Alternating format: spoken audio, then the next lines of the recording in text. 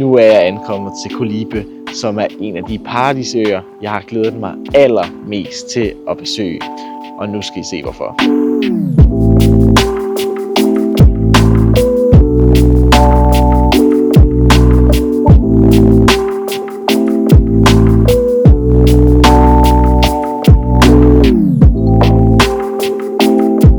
Nu er jeg på vej hen for at leje en kajak, fordi jeg skal ud og udforske det her helt turkisblå hav, som er ud for Koh Lipe her, som er øen, jeg er på lige nu. Det ligner noget fra Maldiverne. Det er helt unreal og klart de flotteste strande her i Thailand. Det ligger godt nok 3,5 time væk fra fastlandet cirka. Jeg rejste fra Koh Lanta. Ja, det tog 3,5 timer med speedbåd, så det var altså noget af en tur. Men jeg kan allerede nu sige, at det har været det hele værd. Koh Lipe er nok min favoritø her i Thailand. En af de ting, man skal være lidt opmærksom på, hvis man kommer til Koh Lipe, så er det, at tingene er lidt dyre. Og det er jo klart, fordi det ligger så langt væk fra fastlandet. Alt skal importeres herud. Så man kan sige 7-Eleven, den der koster måske 1,5-2 gange så meget, som det gør inde på fastlandet, til eksempel. Ellers så kan man sige, accommodation generelt har det været rigtig dyrt. Det har været svært at finde en accommodation til mit budget her på Koh Lipe, men det er faktisk lykkedes mig. Jeg bor i noget, der hedder Vardin Village, som det er ret primitivt. Det er helt klart det dårligste af de rum, jeg har haft indtil videre. Man sover på en madras på jorden, med myggenet rundt om sig, og toilettet og badeværelset er ikke det lækreste. Men altså, jeg betaler 130 kroner for det om natten. Så alternativt, der skulle jeg betale over 300 kroner, så jeg synes, det er et steal egentlig. Men jeg skulle ikke bo her meget længere, end jeg har boet her allerede i hvert fald. Nu skal jeg altså ud og sejle kajak, og jeg glæder mig mega meget. Der er sådan nogle små øer ude i vandet, som jeg vil prøve at sejle hen til. Og så er der Koh Adang, som er en ubeboet ø, der er meget større end Koh Lipe, som jeg er på lige nu. Hvor at der skulle være sådan et mega flot udkigspunkt halvvejs op på toppen, som man kunne gå op til. Så den tænker jeg også lige, at jeg skal op og se. Men lige nu så er jeg helt mind blown away. Det her sand, det er så vidt. Og vandet herude. Ej, hvad ser det flot ud. Jeg håber, der er vildt mange flotte fisk i vandet, som jeg kan få lov at se også. Jeg tænker, jeg skal også snorkle lidt nu, når jeg har en kajak og kan komme ud til nogle af de her lidt mere private steder. Der er faktisk ikke så mange turister her på Koh Lipe, og det er nok fordi, det er besværligt at komme herhen. Så det er en mega dejlig ø at være på. Det er klart en anbefaling værd. Hvis man kommer til Koh Lipe, så skal man bare komme her til Koh Lipe. Det kan jeg simpelthen ikke understrege nok.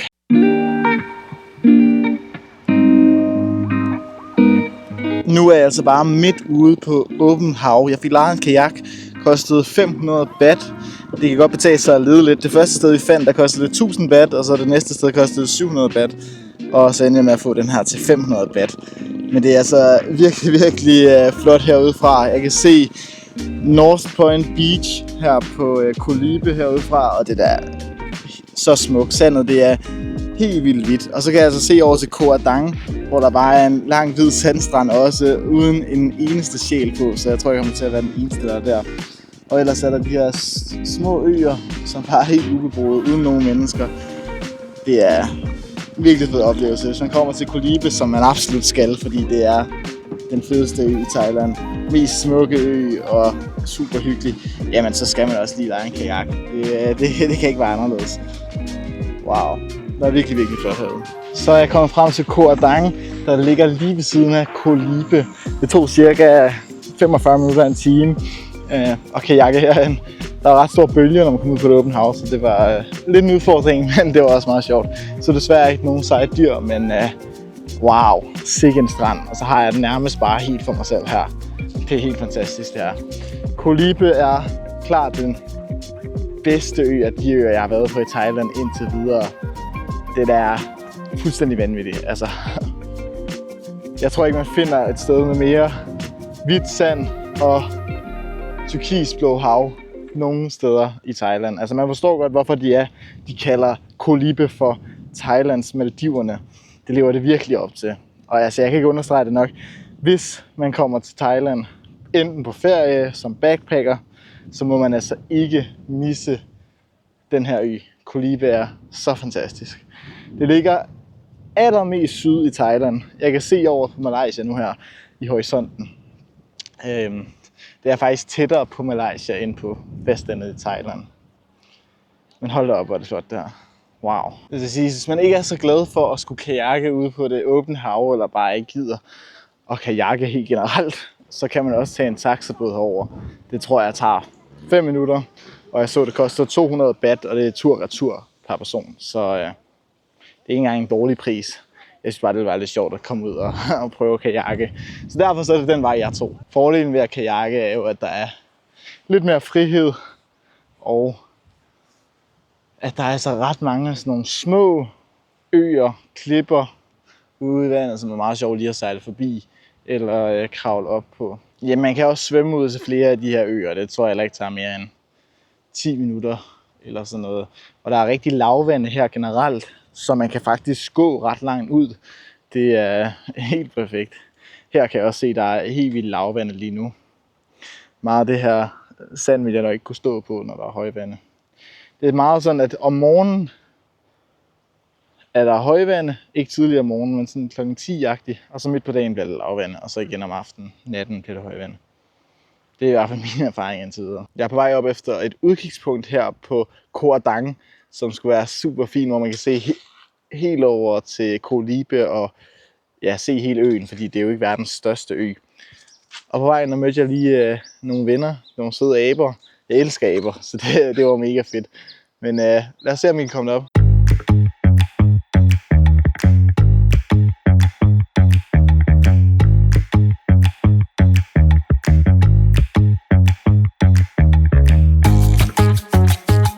Udkigspunkt nummer 3 her på Koh Adang, hvor man kan se ud over hele Koh Lipe. Prøv lige at se en udsigt. Det tog 30 minutter at gå herop. Det er en hård vej herop, men det er helt sikkert worth it, når man ser den her udsigt. Undervejs så er der også 2 andre udkigspunkter, som også er mega flotte, hvor man lige kan holde et lille stop, hvis man trænger til det. Men husk vand, det er vigtigt. Wow. Wow, wow, wow. Så skal jeg til at kajakke tilbage igen her, inden klokken den bliver for mange.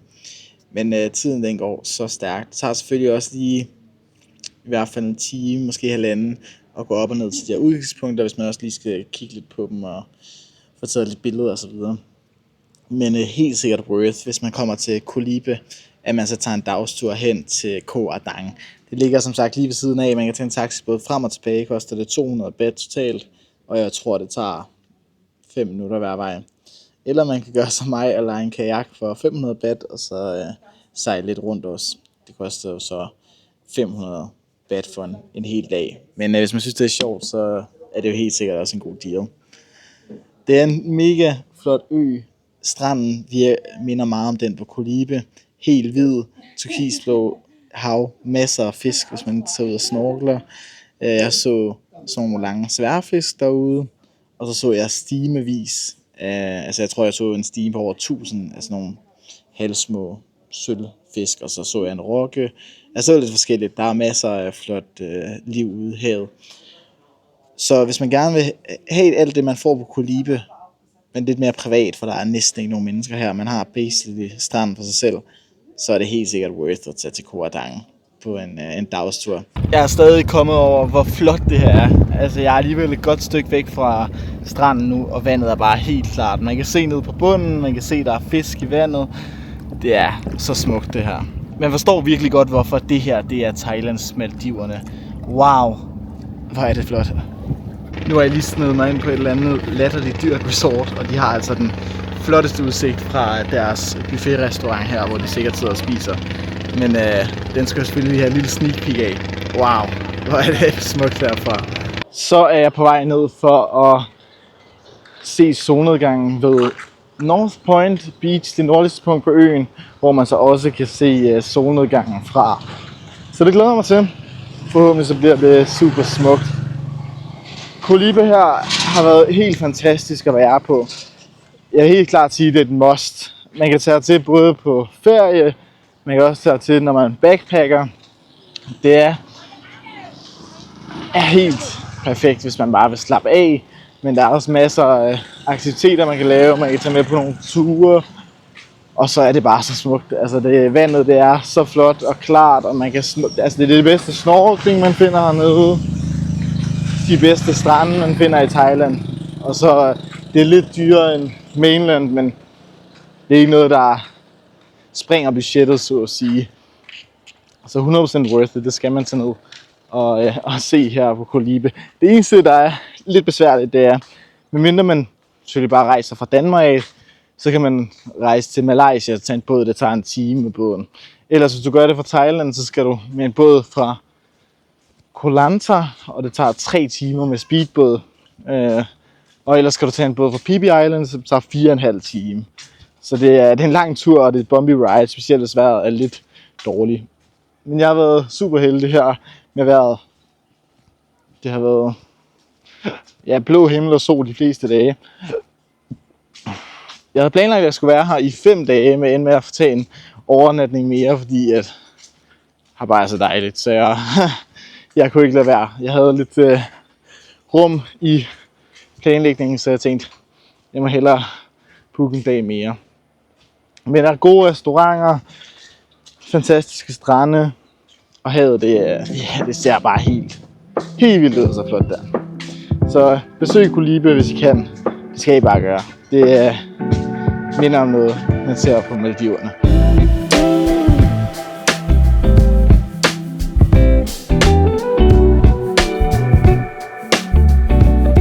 Så fik jeg også lige taget en aftendukkert og set solnedgangen. Og wow, hvor var det smukt. Fantastisk afslutning på den her 6-dages tur til Koh Lipe, inden jeg i morgen skal tidligt op og videre til Phi Phi Islands, hvor jeg skal med en speedbåd i 4,5 timer. Så det bliver lidt en udfordring, men jeg ser frem imod at udforske Phi Phi. Jeg går hjem langs stranden her og lige nyder det aller sidste lys, inden det bliver kulsort. Og så skal jeg ud og finde noget lækker aftensmad. En af de ting, man også kan se her på Koh Lipe, det er det her plankton, som lyser op. Sådan noget, lige nærmest noget blå UV-lys om aftenen, og det er helt mørkt. Det kan man se. Jeg har set det nede på det, der hedder Sunrise Beach, som jeg bor lige ud til. Og det er så flot. Altså, det er virkelig specielt. Det er, når bølgerne kommer ind, så lyser de her plankton op. Desværre så kan man ikke filme det rigtigt. Man får det ikke rigtig med. Man skal se det med sine egne øjne. Men det er en kæmpe anbefaling at gøre, når man kommer til Koh Lipe. Det er at gå ud og se det her plankton i vandet.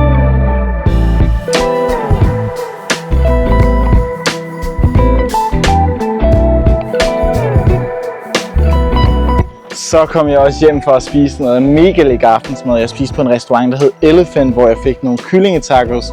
Og jeg kan med ro i maven sige, at det er de bedste kyllingetacos, jeg nogensinde har fået. Det koster 260 baht. Kæmpe stil. Jeg fortrød, at jeg ikke kom der noget før.